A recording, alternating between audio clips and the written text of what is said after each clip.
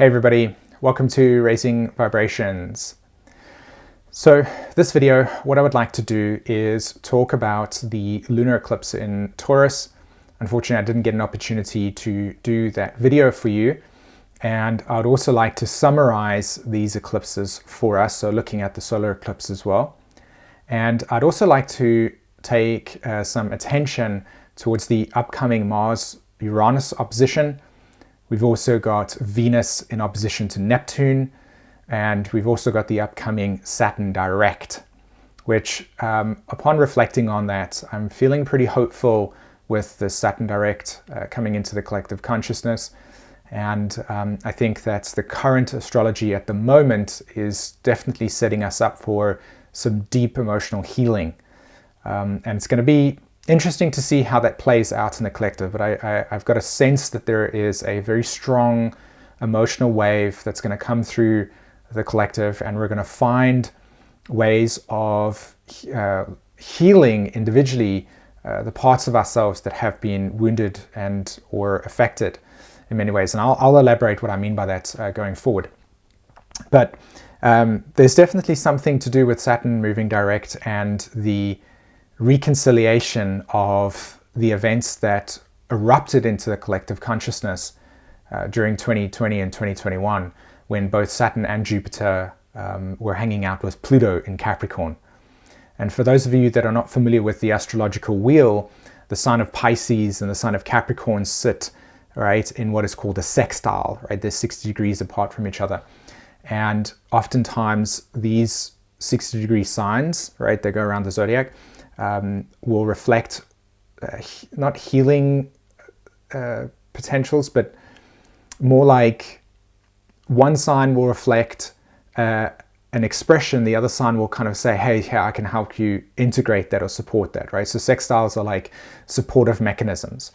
I'm just kind of, sharing some astro geekness to those of you that understand what I'm talking about, but I will go ahead and explain what I mean by that throughout this video, as well as the Saturn direct video, which is also going to be coming out super soon. So, okay. So the first thing that I think I'll take our attention to is, if you haven't watched the solar eclipse in Libra video, I do encourage you to go watch that. I'll leave a link in the description of this video, okay, to go watch that. But the essence of that signature had a lot to do with how we as human beings can find the right way to exist with each other, okay? Libra is a principle that helps us configure our understanding of ourselves through relations, okay? So the principle of Libra is essentially helping consciousness, or it reflects the ability for consciousness to evolve by understanding its relation to another, okay? And the kind of misconception that can happen with Libra energy is that, everything's balanced, when in actual fact it's not. What Libra tends to do is actually expose where there is distortion when it comes to inequality regarding two sides, right? Or multiple sides. And I think that when the solar eclipse erupted into our consciousness in October, the early part of October in Libra, it definitely revealed to us where there has been tremendous imbalances, not only in our personal lives, but also within the collective energetic field, right? The collective consciousness. So we are, especially for the next 6 months, going to try to work through the patterns internally for ourselves as just in terms of your relationship to your parents, your relationship to yourself, but then also how we actually coordinate ourselves regarding the collective, right? How the collective will interface with each other. And when I say the word collective, what I mean is the experience that you have when you go online, as an example, and you talk to people and you interact with people's ideas, perspectives, opinions that are very distant from you, right? You could be having a conversation with somebody that's living in Australia and you're living in Canada, as an example. The connection between these two forms, these two consciousnesses, and how they are scattered all over the world and how we can interact with people that are not in our close environment. That's what I mean when I say the collective, okay? And of course, at the moment, there are tremendous amounts of Libra themes where everybody is trying to make sense around what is the right position to take, you know, and that you will continue to keep seeing for the next 6 months, definitely. And the energy that the solar eclipse holds is our capacity to begin to process through, right? So throughout the next 6 months, we're going to have revelations that will emerge within our consciousness as we traverse this solar eclipse in Libra energy pattern.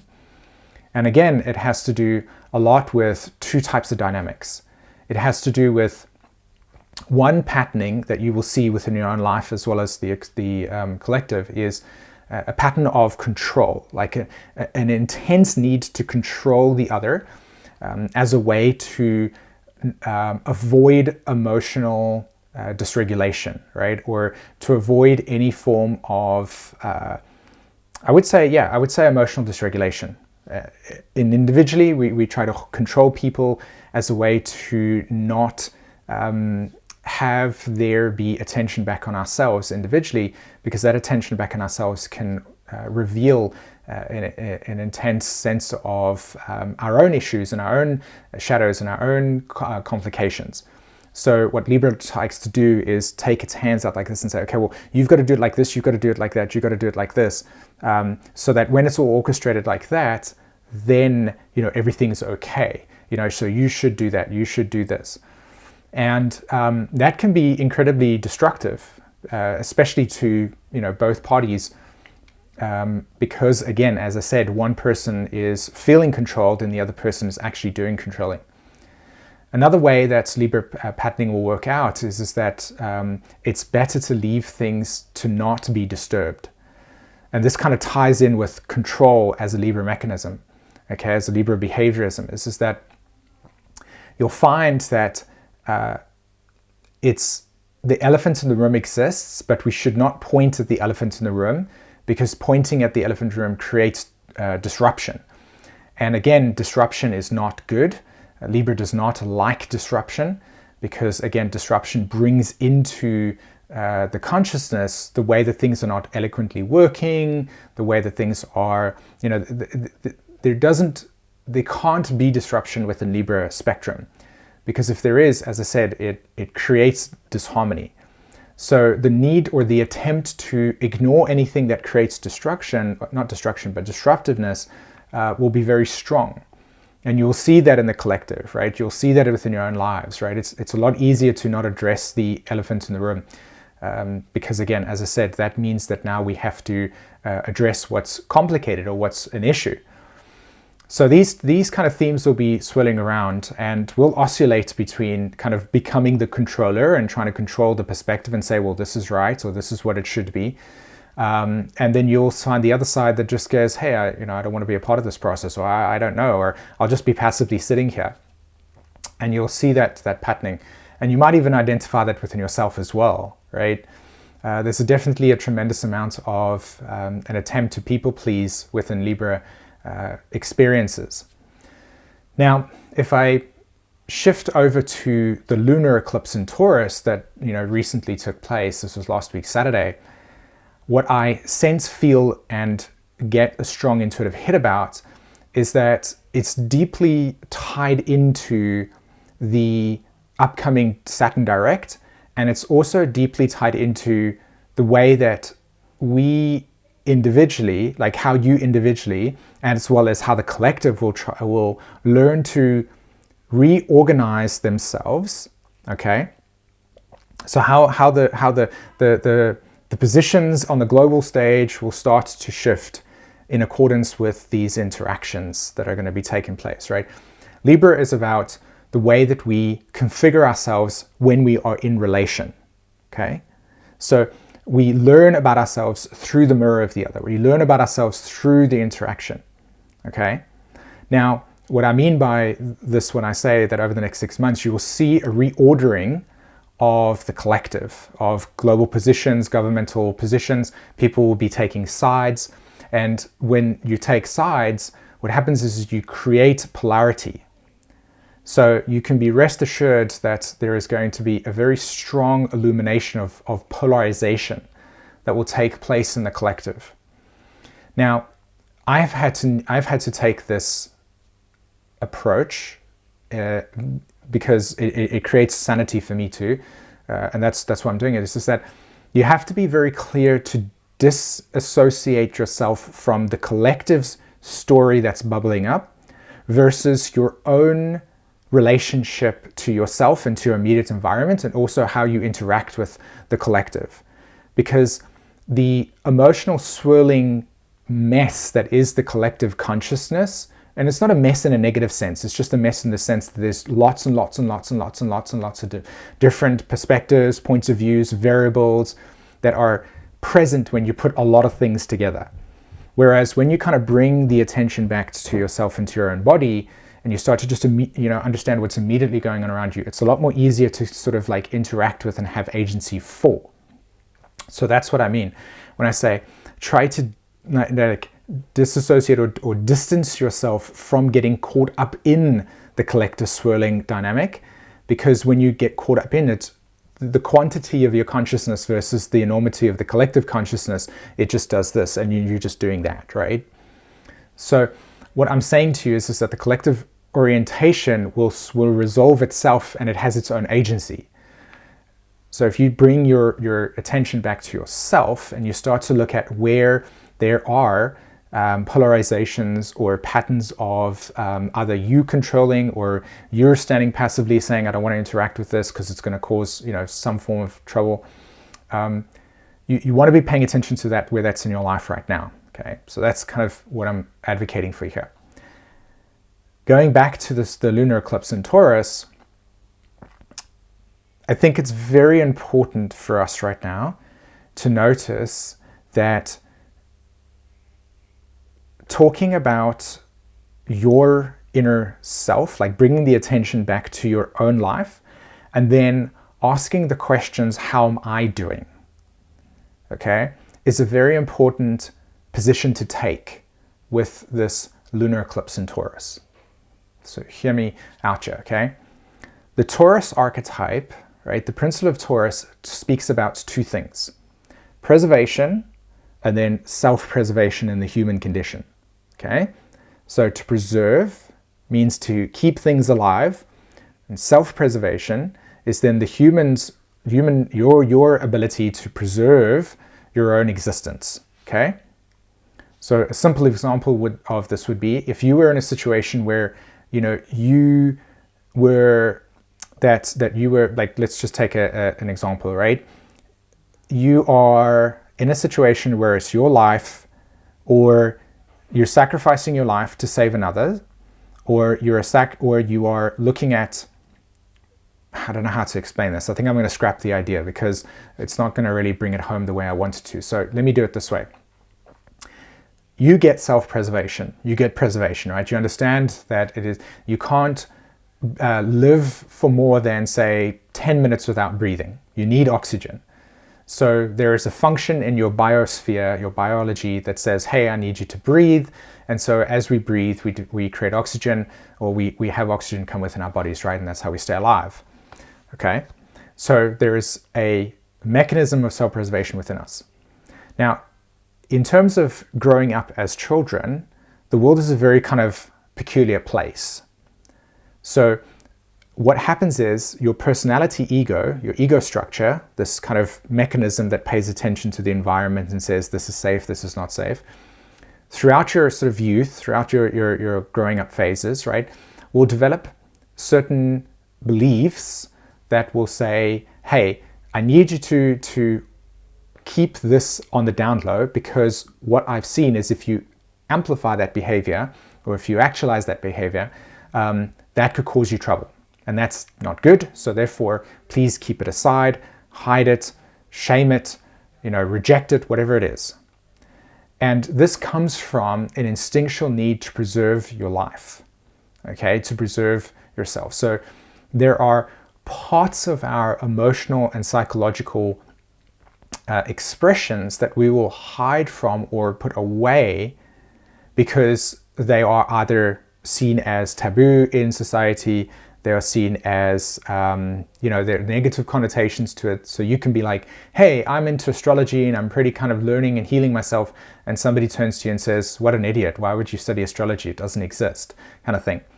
And you would feel, well, maybe, if 20 people have told me that, then maybe I should keep that to myself, right? I should hide it away.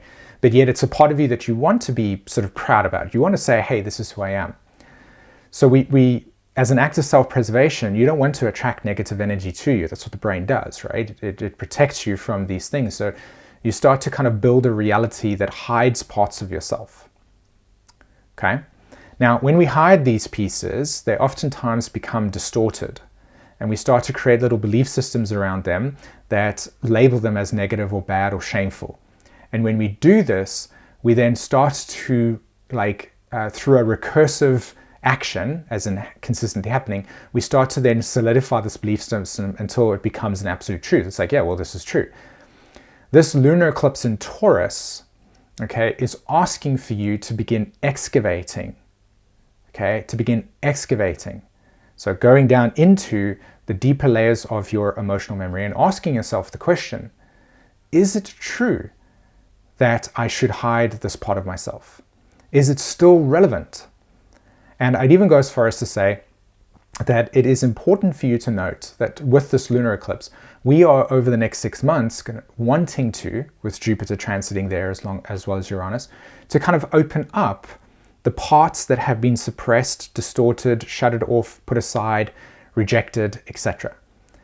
And with Mars coming up to an opposition to Uranus, you can pretty much be expected that there is going to be a sensitivity towards eruptions of deep unconscious emotional memories that have been suppressed through whatever structures to come to the surface, and it needs to be addressed. When that comes to the surface, what it will do is it will start to create a new set of relationship dynamics, right? Libra solar eclipse into the field. And you need to address these things, okay? So it's going to feel like, on one side, this needs to be set straight. I need to be able to bring this up. This was important to me. This is how I got affected. I need to talk about it. So you want to bring this to the surface. You want to let the sensations and emotions and feelings come to the surface that have been repressed. And you want to acknowledge them through journaling, through writing, through communicating with somebody. But you want to be able to, over the next 6 months with this lunar eclipse in Taurus, start to connect with your own essential needs. Okay?